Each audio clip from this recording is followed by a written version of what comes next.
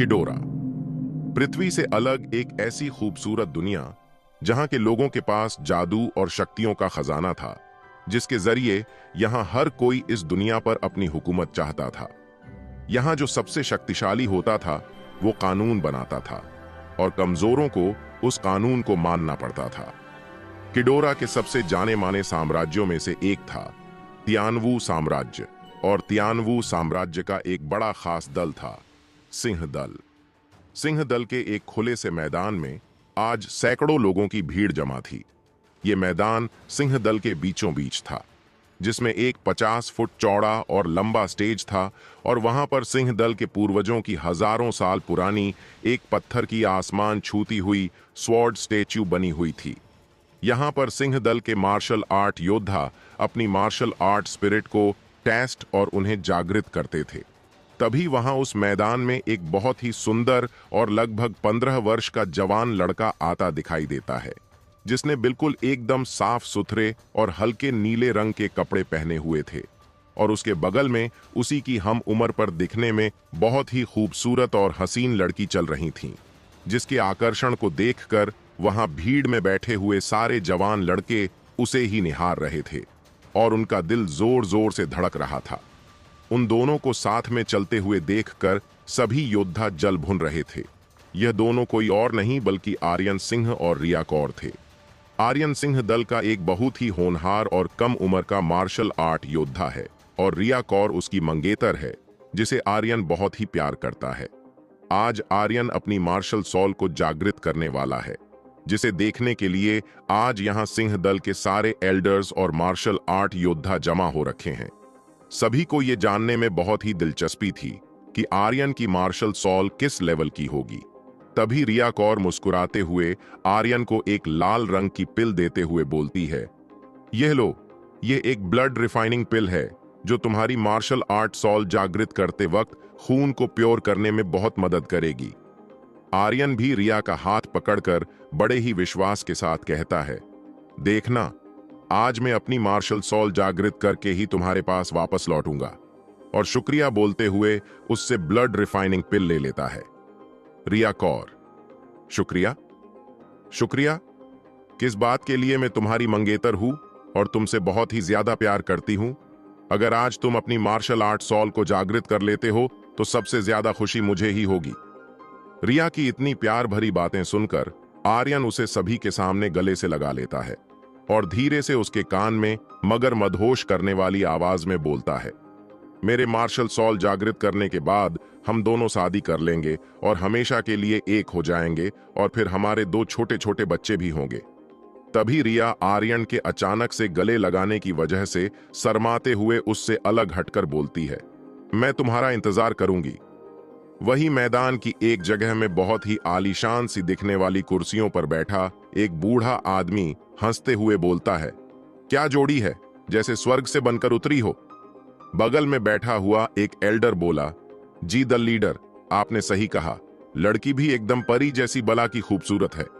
ये बूढ़ा आदमी कोई और नहीं बल्कि सिंह दल का लीडर और आर्यन के दादाजी भावेश सिंह थे।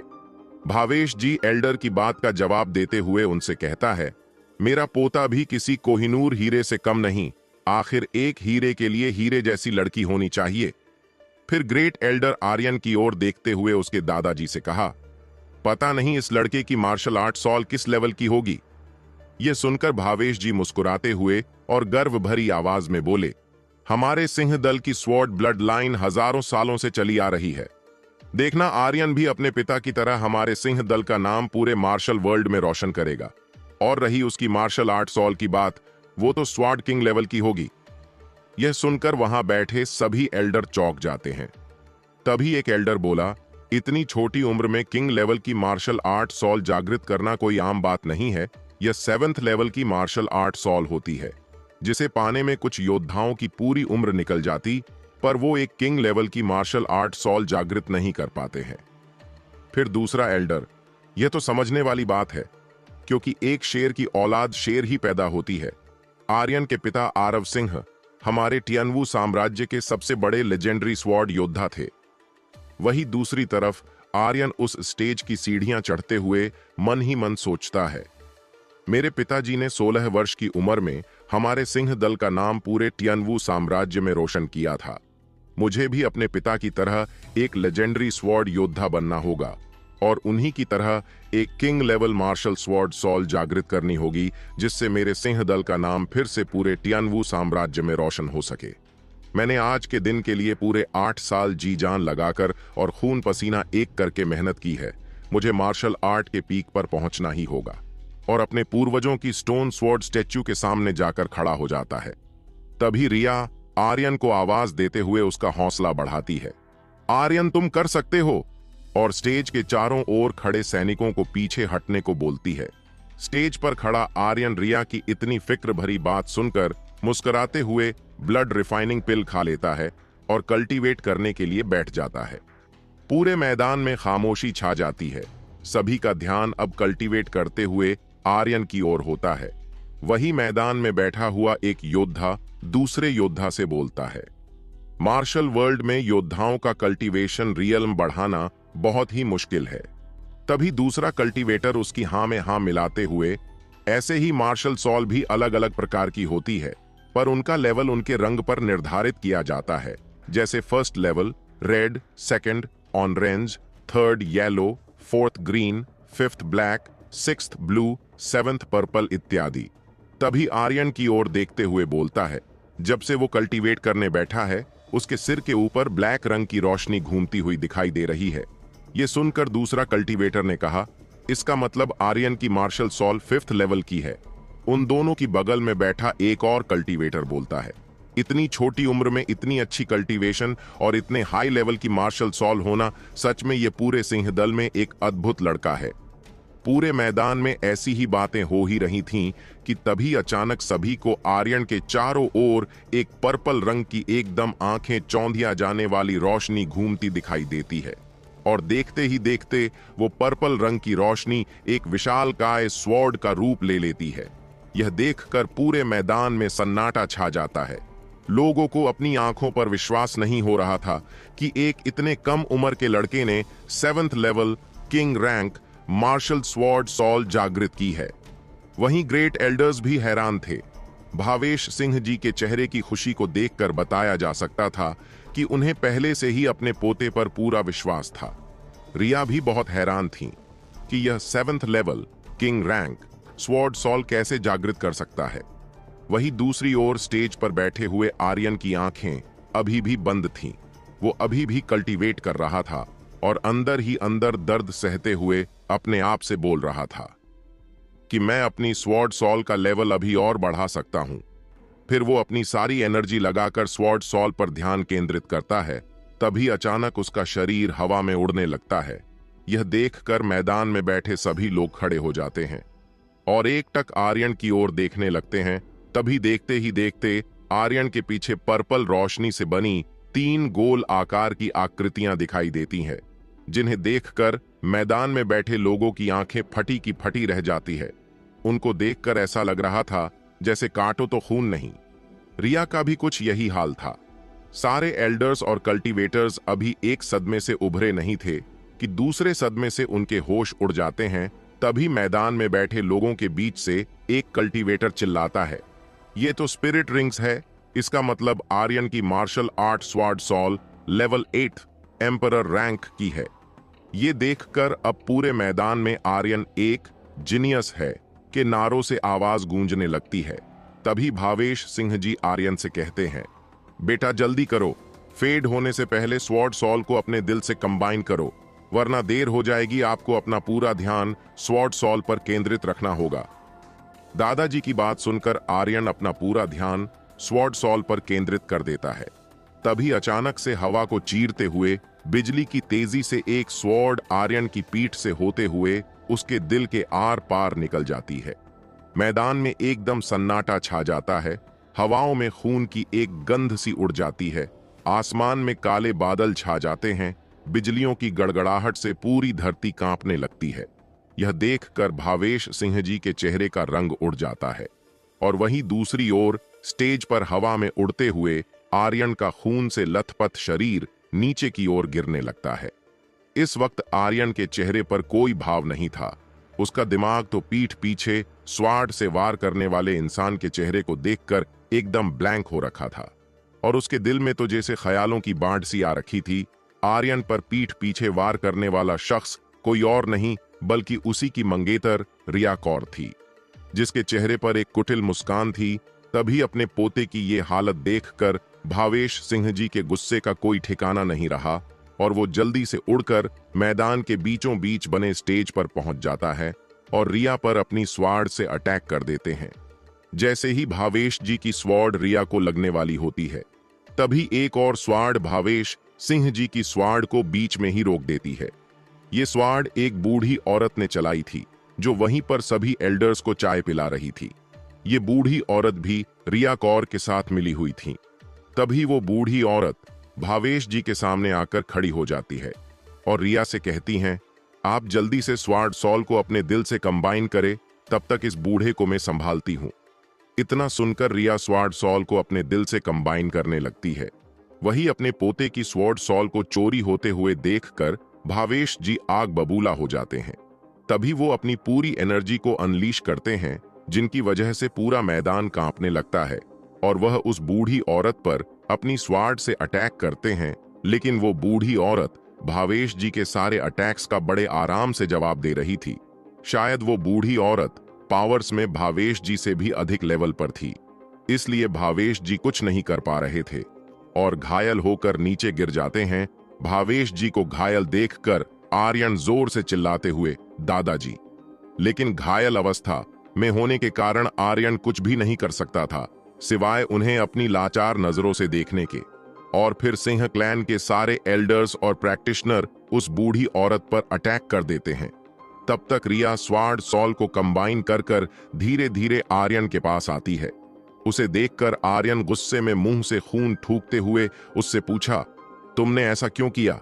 जिसे देखकर रिया ने हंसते हुए जवाब दिया, ताकतवर हमेशा ताकतवर होता है और एक कमजोर हमेशा कमजोर रहता है।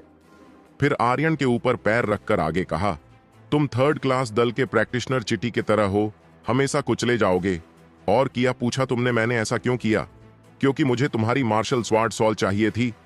और आर्यन के ऊपर से पैर हटाकर स्टेज की सीढ़ियों की ओर जाने लगती है।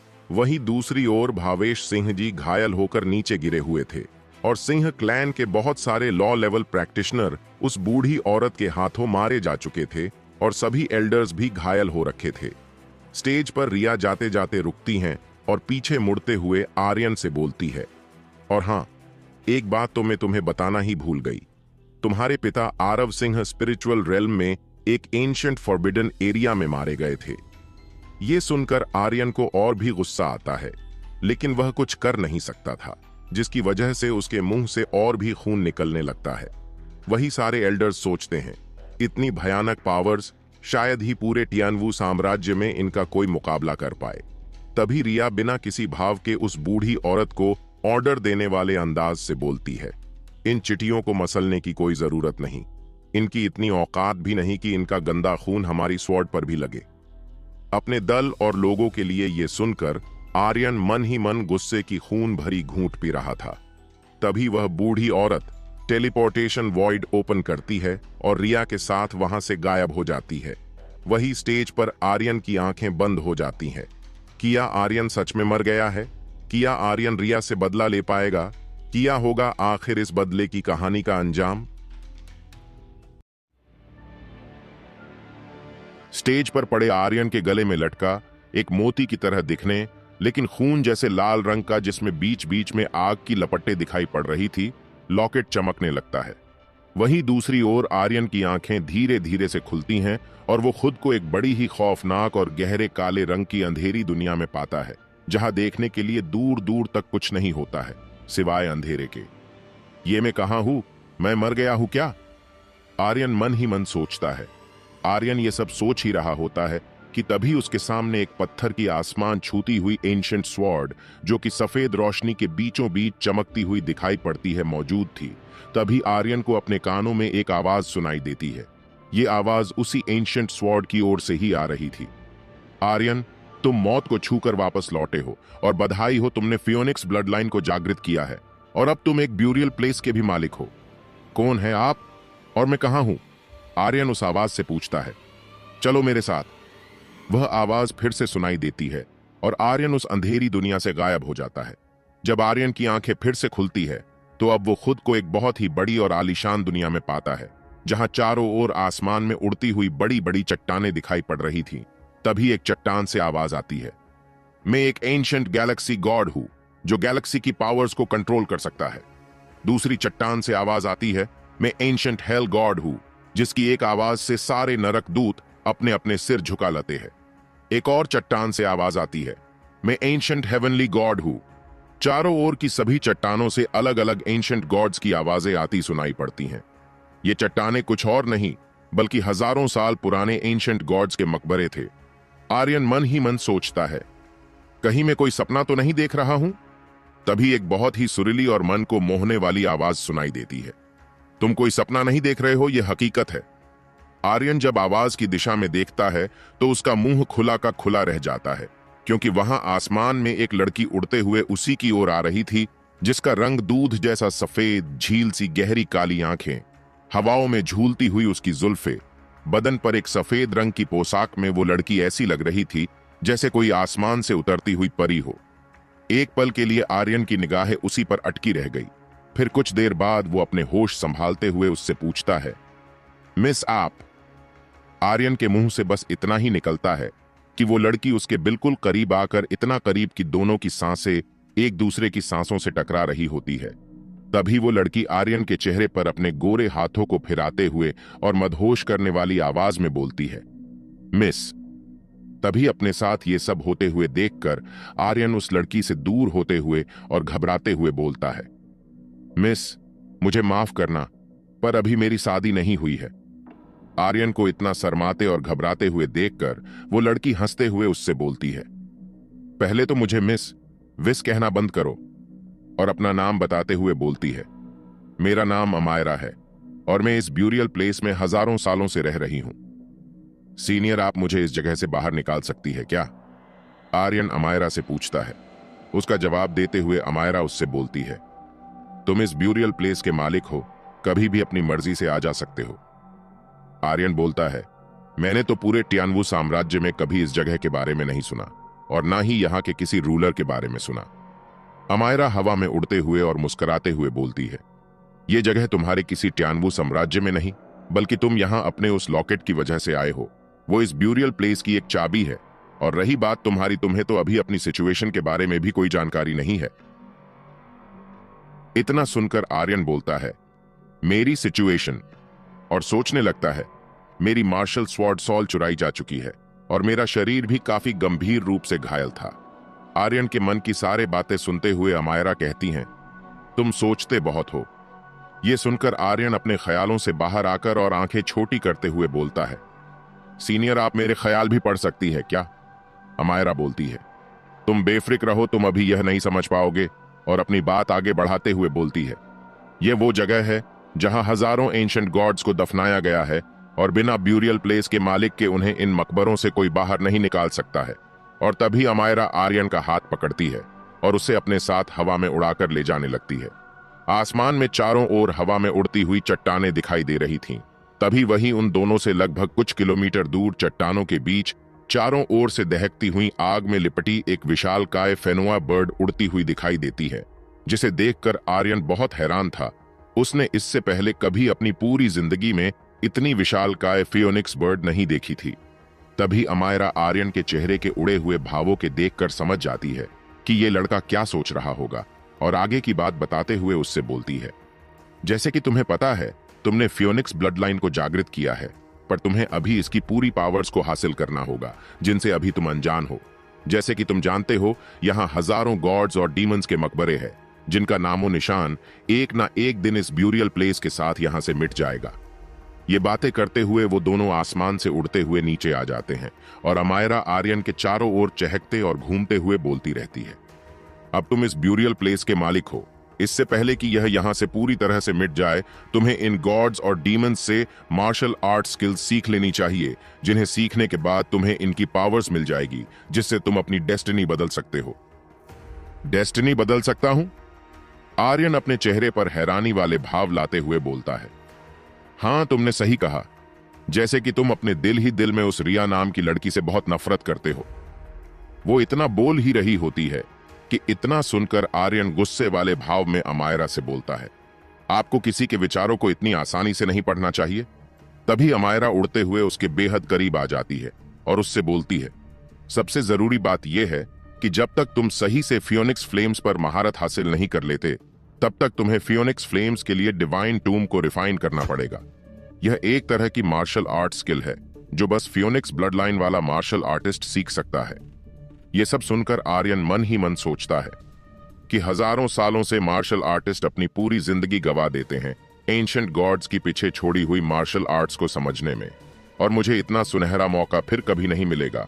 एंशिएंट गॉड्स की टूम को रिफाइन कर कर मैं उन सभी से बदला ले सकता हूं जिन्होंने मुझे मिलकर धोखा दिया है, और जो लोग मुझे सिंह क्लैन में नीचा दिखाते थे, और ये ब्यूरियल प्लेस आज से मेरी सबसे बड़ी ताकत बनेगी। और ये सब सोचने के बाद वो अपने घुटने के बल बैठकर दोनों हाथ जोड़ते हुए सम्मान से अमायरा से बोलता है, सीनियर अपने इस जूनियर की कल्टीवेशन में मदद करें, मैं आपका बहुत शुक्रगुजार रहूंगा। इतना सम्मान पाकर अमायरा बोलती है, मैं तुम्हें एक रास्ता तो दिखा सकती हूं, जैसे कि यहां जितने भी मकबरे दिख रहे हैं उनमें बस कुछ ही में उन एंशिएंट गॉड्स की सोल बची हुई है जिन्हें डिस्टोरी करके तुम उनकी जिंदगी में इकट्ठा किए गए ज्ञान और पावर्स को ले सकते हो। आर्यन मन ही मन सोचने लगता है, इन सभी एंशिएंट गॉड्स की पावर्स और ज्ञान को लेकर तो मैं एक बहुत बड़ा मार्शल आर्टिस्ट बन जाऊंगा जिसका शायद ही पूरे टियानवू साम्राज्य में कोई मुकाबला कर पाए। तभी अमायरा उसे ख्यालों में डूबा देखकर बोलती है, तुम सही सोच रहे हो। इतना सुनकर आर्यन बोलता है, सीनियर आपने मेरे ख्याल फिर से पढ़ लिए। लेकिन इस बार वो कुछ रिएक्ट नहीं करता है क्योंकि उसे पता था कि अमायरा उसके ख्याल पढ़ सकती है, और फिर आगे बड़ा ही खुश होकर बोलता है, सीनियर क्या मैं अभी ही इन सभी मकबरों को रिफाइन कर सकता हूं क्या? तभी उसकी सारी खुशियों पर पानी फेरते हुए अमायरा बोलती है, बिल्कुल भी नहीं। इतना सुनकर आर्यन का खुशी से भरा हुआ चेहरा उतर जाता है। उसे उदास देखकर अमायरा मजाकिया ढंग में बोलती है, मैं तुम्हारी एक शर्त पर मदद कर सकती हूं, अगर तुम मुझे वो चीज दे दो तो। ये सुनकर आर्यन के गाल शर्म से टमाटर की तरह लाल हो जाते हैं और उसे फिर से सोच में डूबा हुए देखकर अमायरा झूठा गुस्सा दिखाते हुए बोलती है, गंदे इंसान, अपनी सोच को लगाम दो। और उसकी कमर में दाईं ओर लटकती हुई एक पोटली को लेकर बोलती है, मैं इसके बारे में बात कर रही थी। और अमायरा को गुस्से में देखकर आर्यन की गर्दन शर्म से झुक जाती है कि वो ये कैसे भूल गया कि ये इतनी खूबसूरत दिखने वाली लड़की उसके मन के सारे ख्याल पढ़ सकती है। तभी अमायरा उसके करीब आकर बड़े प्यार से उसकी गर्दन को एक उंगली से ऊपर उठाते हुए उससे बोलती है, तुम इस पोटली में रखी हुई गोलियों को मुझे अपने हाथों से खिलाओ और इसके बदले में तुम्हारी मदद करूंगी। और फिर थोड़ा थका हुआ सा चेहरा बनाकर बोलती है, क्या है ना, असल में मैं बहुत आलसी हूं। आर्यन ने वो गोलियां अपनी छोटी बहन आलिया सिंह के लिए खरीदी थी, लेकिन अब वो कुछ नहीं कर सकता था क्योंकि यहां सवाल मार्शल आर्टिस्ट बनने को जो था। और मुझे पूरा विश्वास है इन्हें खाने के बाद सीनियर मेरी अवश्य ही मदद करेंगी। ये कहते हुए वो उन गोलियों को मजबूरी भरे वाले भावों के साथ अमायरा को खिलाने लगता है। जैसे ही पहली गोली अमायरा के मुंह में जाती है, वो खुशी से हवा में उड़ते हुए घूमने लगती है। उसने हजारों सालों से इस ब्यूरियल प्लेस में रहकर इतनी स्वादिष्ट चीज नहीं खाई थी और आर्यन से पूछती है कि ये कौन सी गोलियां हैं। आर्यन उसको जवाब देते हुए बोलता है, ये एस्टर फ्लावर पिल्स है। और थोड़ा बेचारे वाले भाव अपने चेहरे पर लाते हुए आगे बोलता है, सीनियर अब मैंने आपको पिल्स भी दे दी, प्लीज अब मेरी मदद करो। क्या अमायरा सच में आर्यन की मदद करेगी या फिर ये भी है किसी की चाल? और आखिर कौन है आर्यन की छोटी बहन आलिया?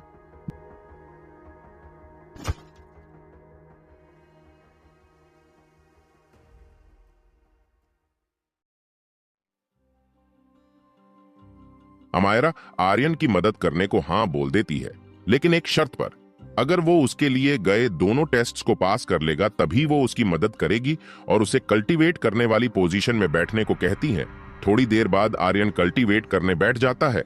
अमायरा भी उसी के पास खड़ी होती है और उससे बोलती है, अपने माइंड में जब तुम फियोनिक्स फ्लेम्स को रिफाइन करो तो तुम्हारा पूरा ध्यान फ्लेम फॉर्मेशन के सेंटर को कंट्रोल करने पर होना चाहिए, और फिर तुम फियोनिक्स फ्लेम्स को पूरी तरह से प्यूरिफाई कर सकते हो।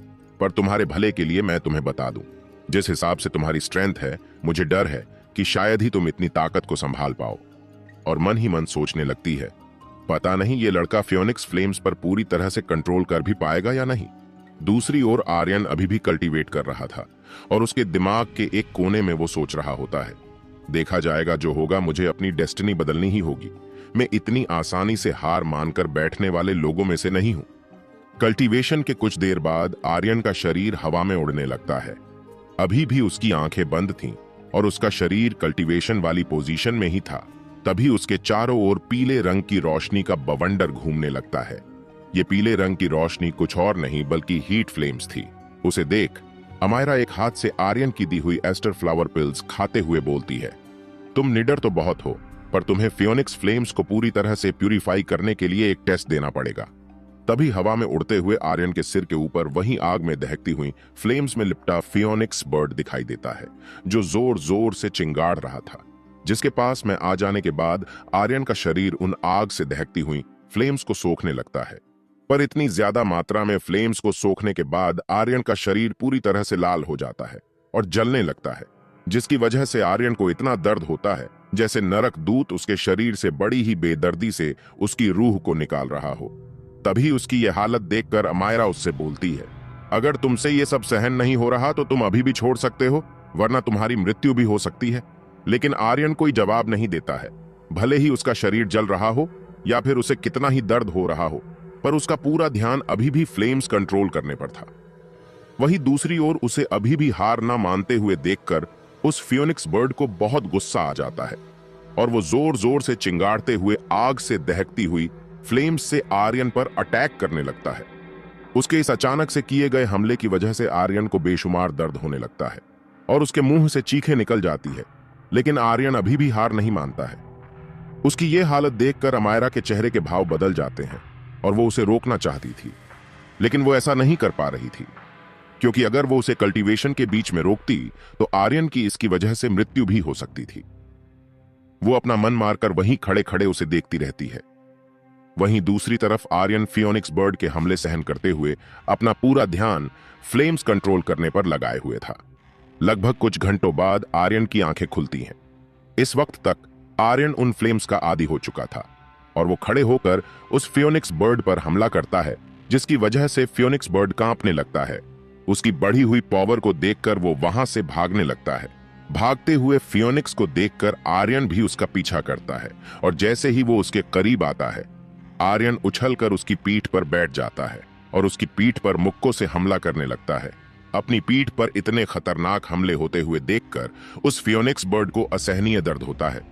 वहीं आर्यन पीठ पर बैठे हुए उसके कुछ विंग्स को पकड़ता है और जोर से बोलता है, उड़ो मेरे लिए।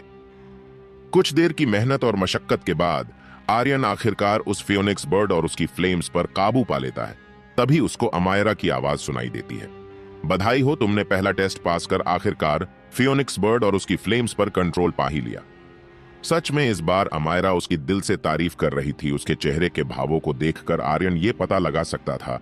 उसके बाद अमायरा आर्यन को टोम प्यूरिफिकेशन रूम की ओर ले जाते हुए बोलती है, चलो मेरे साथ। लेकिन ये टोम प्यूरिफिकेशन रूम है किया? अपने चेहरे पर ना समझ पाने वाले भाव लाते हुए आर्यन अमायरा से बोलता है, लेकिन अमायरा उसका जवाब नहीं देती है। तभी वो दोनों उड़ते हुए एक पोर्टल जैसे दिखने वाले दरवाजे में एंटर होते हैं और एक अलग ही दिखने वाली दुनिया में जाकर निकलते हैं, जहां चारों ओर बादलों को चीरते हुए पहाड़ दिखाई पड़ रहे थे, जिनसे एकदम साफ सुथरे पानी के झरने गिर रहे थे। नीचे मैदानों में हरी भरी घास उगी हुई थी, जिनके साथ में तेजी से बहती हुई नदियां दिखाई पड़ रही थीं। तभी आर्यन को एक फ्लेम फॉर्मेशन दिखाई पड़ती है, जिसके ऊपर हवा में एक पत्थर से बनी हुई टूम दिखाई दे रही थी। आर्यन अभी भी हवा में उड़ते हुए फियोनिक्स बर्ड के ऊपर बैठा था और सोचने लगता है, यह है टोम प्यूरिफिकेशन रूम, इतना भी बुरा नहीं है।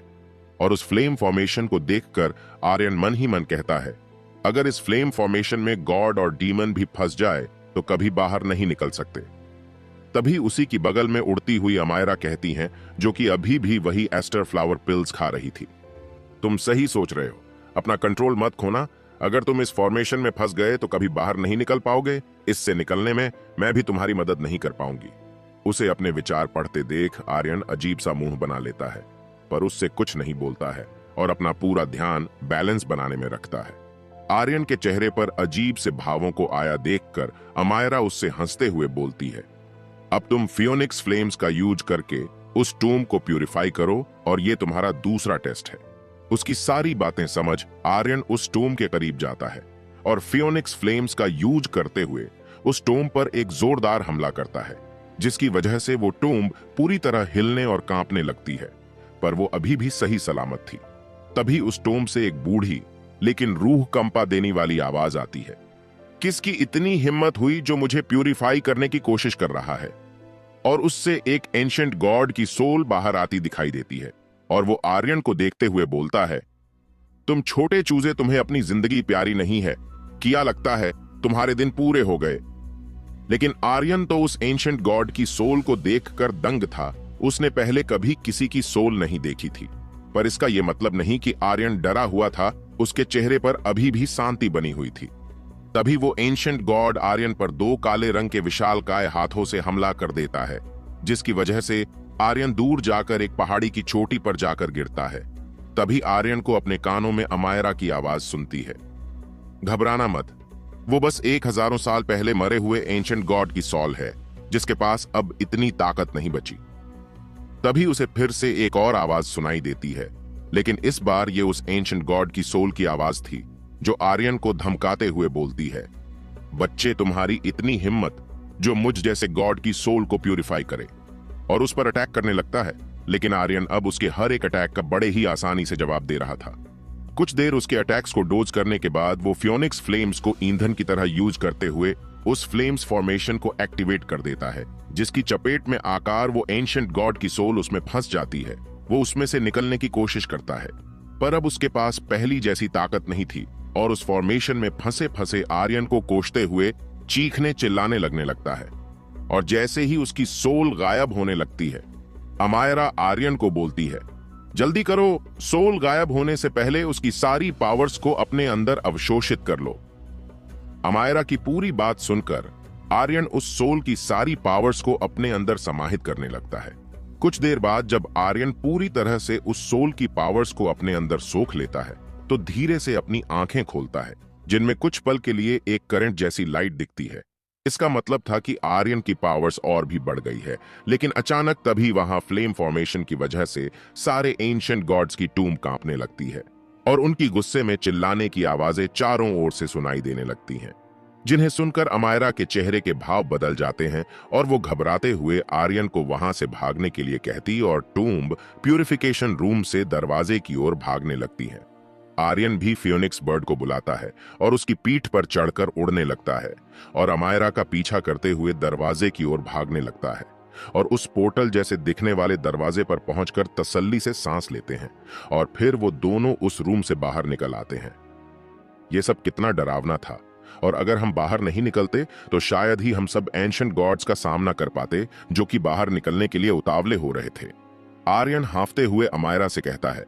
भले ही आर्यन हांफ रहा हो, लेकिन उसके इस रोमांच भरे टेस्ट में जो उसे पावर्स हासिल हुई, उनसे उसकी चेहरे की खुशी देखी जा सकती थी। तभी अमायरा आर्यन को उसके दूसरे टेस्ट में पास होने के लिए बधाई देती है, जिसकी वजह से आर्यन के चेहरे की खुशी और भी बढ़ जाती है। क्या होगा आखिर आर्यन की इस रोमांच भरी जिंदगी का अगला पड़ाव? क्या आर्यन इस दुनिया से बाहर निकल पाएगा या फिर यही फंसा रहेगा?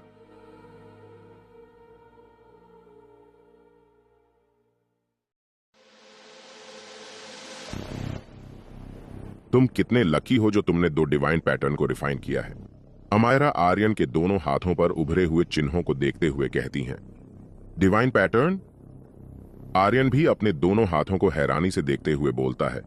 सच में आर्यन के एक हाथ पर आधे चांद की शेप में, जिसके बीच में एक तारा भी था, और दूसरे हाथ पर दहाड़ते हुए शेर की शेप में 2 पैटर्न उभरे हुए थे, जिन्हें देखकर अमायरा आर्यन को समझाते हुए कहती हैं, जो दाएं हाथ पर डिवाइन पैटर्न है, ये तुम्हारे फियोनिक्स ब्लड लाइन को जागृत करने पर मिला है, और बाएं हाथ पर रूलर का पैटर्न है, जो तुम्हारे कल्टीवेट करने की क्षमता को 100 गुना तक बढ़ा देगा। आर्यन हैरान होते हुए सोचता है, सच में मुझे आज से पहले ऐसे मिस्टीरियस गॉड पैटर्न्स के बारे में पता तक नहीं था, और आज से पहले ना ही मैंने कभी इनको देखा। ऐसे ही सोचते सोचते आर्यन अमायरा के साथ उसी जगह पर उड़ते हुए उतरता है जहां आर्यन को इस मिस्टीरियस ब्यूरियल प्लेस में पहली बार होश आया था।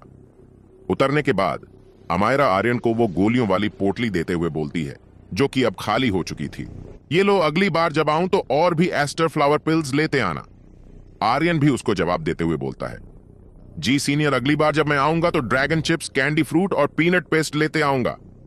इतने स्वादिष्ट व्यंजनों के बारे में सुनते ही अमायरा के मुंह से पानी की लार बहने लगती है और खुशी में झूमते हुए लालची नजरों से आर्यन की ओर देखने लगती है। उसे देखकर समझा जा सकता था कि वो कितनी उतावली हो रही हैं उनको चखने के लिए। तभी आर्यन के गले में लटका वही मोती के आकार का फियोनिक्स लॉकेट चमकने लगता है, जिसे देखकर आर्यन हैरानी वाली एक्सप्रेशन के साथ अमायरा को देखने लगता है। उसे हैरान देखकर अमायरा उसे समझाते हुए कहती हैं, अब तुम्हारे रियल वर्ल्ड में जाने का वक्त हो गया है। जिसे सुनकर आर्यन की खुशी का तो मानो कोई ठिकाना नहीं रहा और वो झूमते हुए हाथ हिलाकर अमायरा से बोलता है, सीनियर, अगली बार जब मैं आऊंगा तब पक्का आपके लिए और भी स्वादिष्ट भोजन लेते आऊंगा।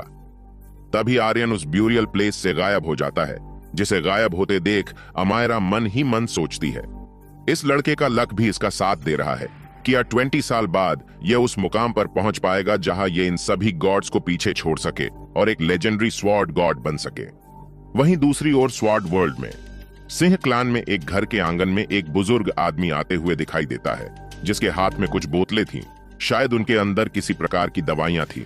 उस बुजुर्ग को देखकर दरवाजे पर खड़े भावेश जी जोर से चिल्लाते हुए कहते हैं, हकीम साहब, ये तुम मेरे पोते को कैसी दवाइयां दे रहे हो? उसे पूरे 1 महीने से होश तक नहीं आया है।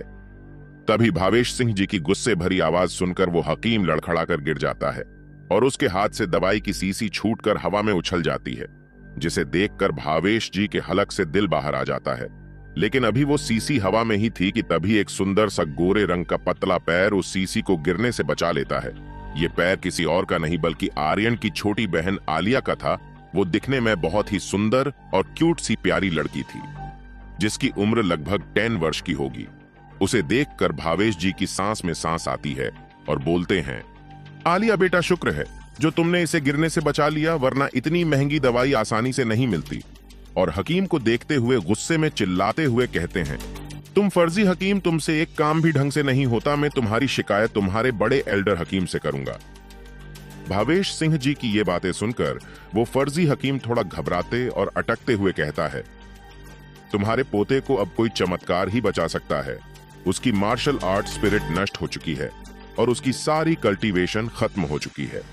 और वहां से भागते हुए कहता है, और तुम उसे अभी भी महान समझ रहे हो। उस फर्जी हकीम की इतनी कड़वी बातें सुनकर भावेश जी गुस्से में बोलते हैं, रुको, मैं तुम्हें बताता हूं। और चिल्लाते हुए कहता है, मैं तुम्हारे दवाखाने को नष्ट कर दूंगा। इतना कह वो खांसने लगते हैं। अपने दादाजी को खांसते हुए देखकर आलिया उनके पास दौड़कर आती है और उनको सहारा देते हुए बोलती है, दादाजी, आप इतना गुस्सा मत करो, आपके जख्म अभी ठीक नहीं हुए हैं। हम इनसे अच्छा दूसरा हकीम ढूंढ लेंगे जो भाई को जल्दी से ठीक करने में मदद करे। बेटा दादाजी, ठीक है, तुम जल्दी करो और अपने भाई को यह दवा खिला दो, भावेश सिंह जी चिंता वाले भाव के साथ कहते हैं। तभी आलिया दरवाजा बंद करके अपने भाई आर्यन के पास जाती है और उसके पीछे पीछे भावेश जी भी आते हैं और वही एक कुर्सी पर बैठ जाते हैं। आलिया भी तब तक आर्यन को दवा खिला चुकी थी। बेड पर लेटे आर्यन की इस हालत को देखकर थोड़े मायूस होकर भावेश जी बोलते हैं, पता नहीं मेरे प्यारे पोते को कब तक होश आएगा, जिसकी कल्टीवेशन को देख कल तक पूरे सिंह क्लान के लोग तारीफ करते नहीं थकते थे। आज वही लड़का गंभीर रूप से घायल बेड पर पड़ा है। कुछ कह भी नहीं सकते उसे होश आएगा भी या नहीं। अगर होश आया भी तब भी मार्शल सॉल डिस्ट्रॉय होने की वजह से वो मार्शल आर्ट प्रैक्टिस नहीं कर पाएगा। और उस दिन को याद कर कर रोने लगते हैं जिस दिन उसकी ये हालत हुई थी। तभी आर्यन के सिरहाने बैठी आलिया अपने दादाजी को यूं रोते हुए देखकर उनके पास आती है और उन्हें दिलासा देते हुए बोलती है, दादाजी आप फिक्र ना करें, मेरे भाई कोई आम इंसान नहीं है। देखना वो जल्दी ही खड़े होंगे और फिर से एक नई शुरुआत करेंगे। अगर वो कल्टीवेशन नहीं भी कर पाते हैं तो मैं हमेशा उनके साथ ही रहूंगी। भावेश जी अपनी छोटी सी पोती की इतनी समझदारी बातें सुनकर थोड़ा मुस्कुराते हुए कहते हैं, हाँ बेटा, तुमने सही कहा। तुम हमेशा से अपने भाई के साथ अच्छे से बर्ताव करती थी और उसका हमेशा साथ देती थी। फिर वो आलिया का हाथ पकड़कर आर्यन के बेड के पास आते हैं और दादाजी आलिया और आर्यन का हाथ पकड़कर अपने हाथों पर रखकर बोलते हैं, चाहे कुछ भी हो जाए, हम तीनों हमेशा एक फैमिली की तरह एक दूसरे का साथ कभी नहीं छोड़ेंगे। आलिया भी मुस्कुराते हुए हाँ में अपना सिर हिला देती है। वहीं दादाजी बैठे बैठे मन ही मन सोचने लगते हैं, पता नहीं इसे कब होश आएगा। फिर वहां कुछ और देर बैठने के बाद वो दोनों आर्यन के कमरे से निकल जाते हैं। आलिया रोज दवा लाती और फिर आर्यन से अपने बचपन की ढेर सारी बातें करती। ऐसा चलते चलते कब 1 महीना बीत गया, पता ही नहीं चला। अभी तक आर्यन को होश नहीं आया था। वो उस दिन मरा नहीं था, बल्कि उसकी स्पिरिट उसकी बॉडी छोड़कर ब्यूरियल प्लेस में चली आई थी, जिसके बाद उसका शरीर कोमा में चला गया था। इसी 1 महीने के बीच उसकी स्पिरिट ब्यूरियल प्लेस में फ्योनिक्स फ्लेम पर काबू पाकर एंशिएंट गॉड की टूम को रिफाइन कर 2 डिवाइन पैटर्न भी हासिल कर चुकी थी।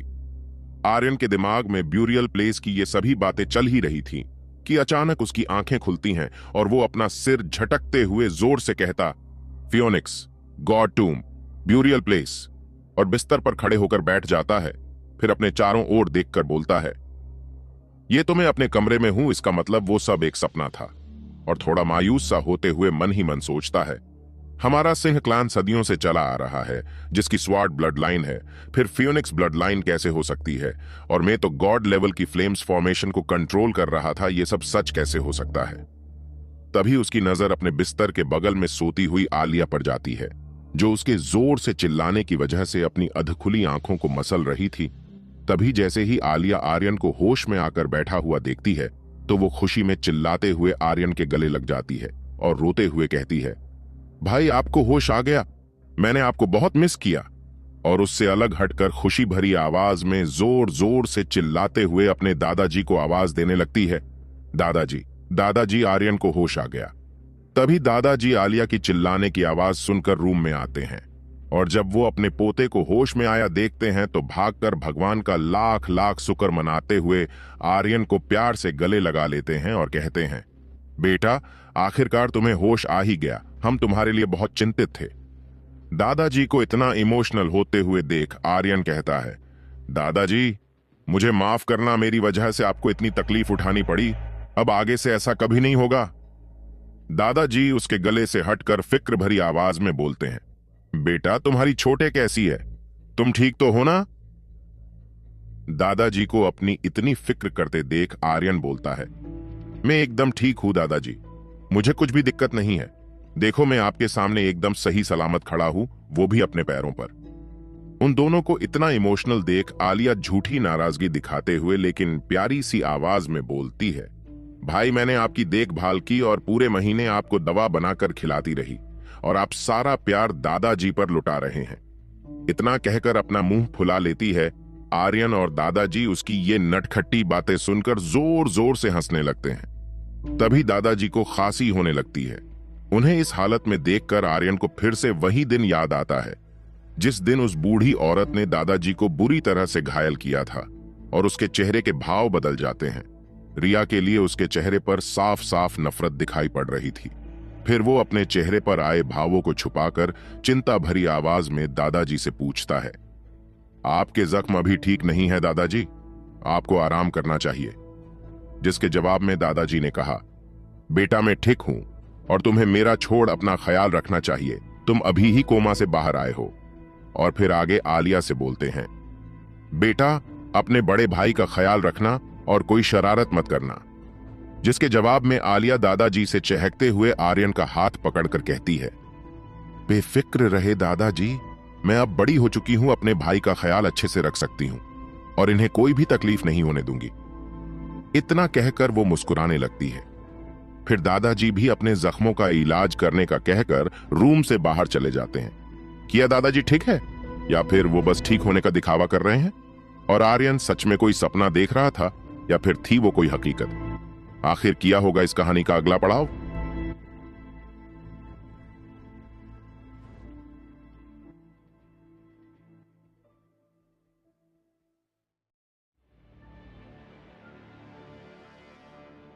दादाजी के रूम से जाने के बाद आलिया आर्यन की फिक्र करते हुए कहती है, भाई, आप ठीक तो है ना और अच्छा तो महसूस कर रहे हो ना?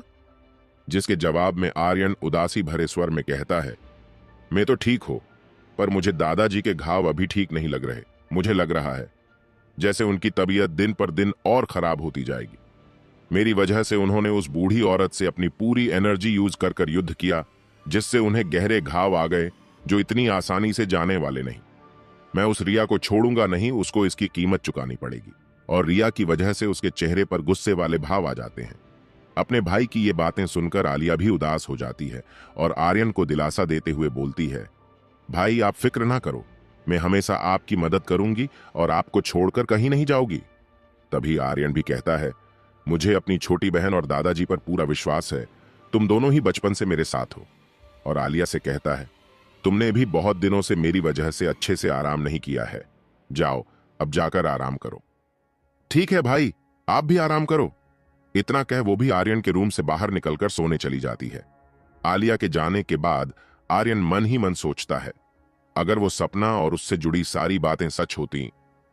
आर्यन ये सब सोच ही रहा होता है कि तभी फिर से उसका फियोनिक्स लॉकेट चमकने लगता है। उस लॉकेट को चमकता देख आर्यन हैरानी भरे भावों से उसे देखने लगता है। देखते ही देखते कुछ पल बाद उसकी बॉडी में फियोनिक्स ब्लड सर्कुलेट होते हुए दिखाई देने लगता है, जिससे उसके सारे शरीर में ताकत बढ़ती हुई नजर आती है। कुछ पल बाद उसके माथे पर वही फियोनिक्स पैटर्न हल्के हल्के से उभरता हुआ दिखाई देने लगता है। ये सब देखकर आर्यन तो जैसे खुशी से पागल हो गया और खुद से ही बड़बड़ाते हुए कहता है, इस फियोनिक्स ब्लड लाइन और फियोनिक्स पैटर्न के साथ अभी भी मेरे पास एक सुनहरा मौका है फियोनिक्स मार्शल सॉल जागृत करने का। और इसका मतलब यह हुआ कि मेरे पास ब्यूरियल प्लेस भी होगा। उसको मैं बाद में देखने जाऊंगा, पहले मैं अपनी सॉल जागृत कर लेता हूं। इतना सोचकर वो जल्दी से कल्टीवेशन करने के लिए बैठ जाता है और अपने ब्लड को रिफाइन करते हुए अपने दिमाग में पहुंचता है। वहां उसे फियोनिक्स बर्ड दिखाई पड़ता है जो उसने ब्यूरियल प्लेस में पकड़ा था। फिर वो उसे जागृत करने के लिए पूरा ध्यान उस पर केंद्रित करता है, जहां उसे कल्टीवेट करते हुए कुछ वक्त ही बीता था कि तभी उसके माथे पर वही फियोनिक्स पैटर्न अच्छे से साफ साफ उभरा हुआ दिखाई देता है, जिसका साफ मतलब था उसने अब अच्छे से फियोनिक्स सॉल को जागृत कर लिया था। जिसे देख आर्यन की खुशी का तो मानो कोई हिसाब ही नहीं रहा। तभी उसके कुछ पल बाद उसी फियोनिक्स सॉल के पीछे उसे कुछ स्वार्ड जैसी हल्की सी परछाई दिखती है। उसे देख वो हैरान था। इसी हैरानी के चलते वो मन ही मन सोचता है, ये तो स्वॉर्ड सॉल है, मतलब मेरे पास अभी भी एक चांस है स्वॉर्ड ब्लड लाइन सॉल को वापस से जागृत करने का।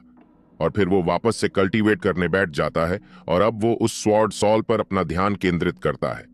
कुछ घंटों बाद उसके माथे पर उसी फियोनिक्स पैटर्न के बीच एक स्वॉर्ड पैटर्न उभरता हुआ दिखाई देता है, जिसे देख तो आर्यन खुशी में जैसे पागल सा होने लगता है। कुछ और देर कल्टीवेट करने के बाद वो पूरी तरह से स्वॉर्ड सॉल को जागृत कर लेता है। फिर अपने ही अंदर के स्पिरिचुअल वर्ल्ड में वो खड़े होकर उन दोनों फियोनिक्स सॉल और स्वॉर्ड सॉल को देखते हुए बोलता है, शायद ही इस पूरे वर्ल्ड में किसी मार्शल आर्ट योद्धा के पास डबल मार्शल स्पिरिट्स हो। मैं कितना भाग्यशाली हूं जो मेरे पास डबल मार्शल स्पिरिट्स है। और थोड़ा सोचते हुए बोलता है, इस स्पिरिट वर्ल्ड में कल्टीवेशन के 10 रियल्म होते हैं जो कुछ इस प्रकार है: blood clothing realm, genuine realm, spirit realm, ghost realm, hell realm, heavenly realm, divine realm, nirvana realm, realm of emptiness, divine god realm. और आगे सोचते हुए कहता है, मैं अभी first realm blood clothing realm में पीक पर हूं, परंतु इसके साथ साथ मेरे पास 2 ब्लड पैटर्न और ऑरा पैटर्न गॉड स्किल है, और इसके साथ ही फियोनिक्स ब्लड लाइन और स्वॉर्ड ब्लड लाइन भी है, जिनकी वजह से मेरी कल्टीवेशन रियल्म में बढ़ोतरी होगी। फिर चाहे रिया कौर जैसे 10 योद्धा भी मेरे सामने आ जाए, मैं उनको चिटियों की तरह मसल दूंगा। इसके बाद आर्यन अपनी कल्टीवेशन बंद कर आराम करने चला जाता है। वही अगली सुबह आंगन में आलिया आती हुई दिखाई देती है, जिसके हाथ में कुछ दवाई दिखाई देती है, और वो घर के अंदर आती है, जहां बिस्तर पर बैठे हुए आर्यन अपने शरीर को देखकर सोच रहा होता है, मेरे सारे घाव भर गए, वो भी एक रात में। ये शायद मेरे साथ कोई चमत्कार हो रहा है। फिर एक पल बाद उसे याद आता है, शायद उसके फियोनिक्स ब्लड की वजह से उसे ये अपने आप हील करने की एबिलिटी मिली हो। फिर उसकी नजर अपनी छोटी बहन आलिया पर जाती है, जो टेबल पर वही दवाई की थाली रख रही थी जिसे वो कुछ देर पहले अपने साथ ला रही थी। फिर कुछ पल बाद आलिया अपना सिर पकड़कर वहीं पास में रखी एक कुर्सी पर बैठ जाती है, जिसे देख आर्यन उसके पास आता है और चिंता भरे स्वर में कहता है, आलिया तुम ठीक तो हो ना? मुझे तुम्हारी तबीयत कुछ ठीक नहीं लग रही। अब तुम्हें यह काम किसी और को करने देने चाहिए और तुम्हें आराम करना चाहिए। अपने लिए अपने भाई की चिंता को देख आलिया मुस्कुराते हुए कहती हैं, भाई मैं ठीक हूं, बस थोड़े से चक्कर आ गए थे। फिर वो टेबल पर रखी जड़ी बूटियों को आपस मिलाकर दवाई का एक पेस्ट बनाते हुए बोलती है, अब आपको मेरी चिंता छोड़ ये दवा खानी चाहिए। दवा खाने की सुन आर्यन मन ही मन कहता है, अब मेरे पास सेल्फ हीलिंग पावर्स है, ये दवा खाकर भला मुझे कौन से जख्म ठीक करने हैं। पर उसकी छोटी बहन ने उसके लिए इतनी मेहनत से तैयार की गई दवा पर अपने जख्म भरने की बात बताकर पानी नहीं फेरना चाहता था, इसलिए वो आलिया से खुशी खुशी दवा का बाउल लेकर उसे पीने लगाता है। अपने बड़े भाई को दवा पिता देख आलिया खुशी से चहकते हुए बोलती है, पता है भाई, आपकी छोटी बहन ने आपके लिए कुछ ताकत बढ़ाने वाली जड़ी बूटियों को मिलाकर ये सूप तैयार किया था। इसको ना मैं कल शाम से ही बना रही थी, इसे बनाने के चक्कर में ही मुझे थोड़ी थकान हो गई। आर्यन को पता था उसकी छोटी बहन उसकी बहुत चिंता करती है और इस वक्त ये बातें बता उससे अपने लिए कुछ तारीफ सुनना चाहती है, इसलिए आर्यन भी वो पूरा सूप पीकर उसकी तारीफ करते हुए बोलता है, वाह क्या स्वादिष्ट सूप था, इतना अच्छा सूप तो मैंने कभी नहीं पिया। अब मुझे लगता है मैं जल्दी ही ठीक हो जाऊंगा। आलिया, तुमने तो कमाल कर दिया, तुम कब से इतनी समझदार हो गई जो इतना अच्छा सूप भी बना लेती हो। अपनी इतनी तारीफ सुन आलिया फूली नहीं समाती है। आर्यन को खुशी खुशी थोड़ा और सूप पीते देख कहती हैं, भाई आराम से पियो, अभी सूप गर्म है। वही आर्यन सूप पीते हुए मन ही मन कहता है, रिया कौर, तुमने मेरी एक सॉल चुराई और उसके बदले मैंने अब डबल सॉल जागृत कर ली। जब तुम्हें पता लगेगा तो तुम्हारे चेहरे के तोते उड़ जाएंगे, उस वक्त तुम्हारे चेहरे के भाव देखने लायक होंगे। मेरा इंतजार करना, मैं जल्द ही एक दिन स्पिरिचुअल वर्ल्ड में आकर तुम्हें तड़पा तड़पा कर मारूंगा। वो ये सब सोच ही रहा होता है कि तभी आर्यन की बगल में बैठी रिया को चक्कर आने लगते हैं और उसके होंठ नीले रंग के दिखाई पड़ते हैं। अचानक वो नीचे गिरने लगती है। अपनी छोटी बहन की ये हालत देख आर्यन घबराते हुए जल्दी से उसे नीचे गिरने से पहले पकड़ लेता है। आलिया आर्यन को देखते हुए कहती है, भाई मुझे सर्दी लग रही है, शायद उसे बुखार हो।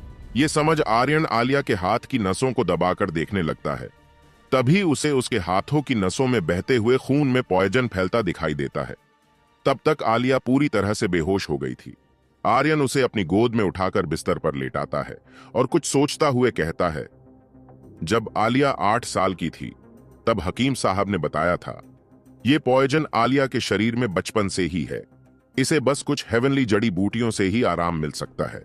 पर ये जड़ी बूटियां भी उसे कुछ दिन के लिए ही आराम दे सकती हैं, इनसे भी पॉइजन पूरी तरह निकालना लगभग नामुमकिन है। और चिंता करते हुए कहता है, आज नहीं तो कल ये पॉइजन पूरी तरह से इसके शरीर में फैल जाएगा, जिसकी वजह से इसकी जान को भी खतरा हो सकता है। भले ही पिताजी ने आलिया को गोद लिया हो, पर मेरे साथ उसके बचपन से ही एक अच्छे भाई बहन वाले रिश्ते हैं।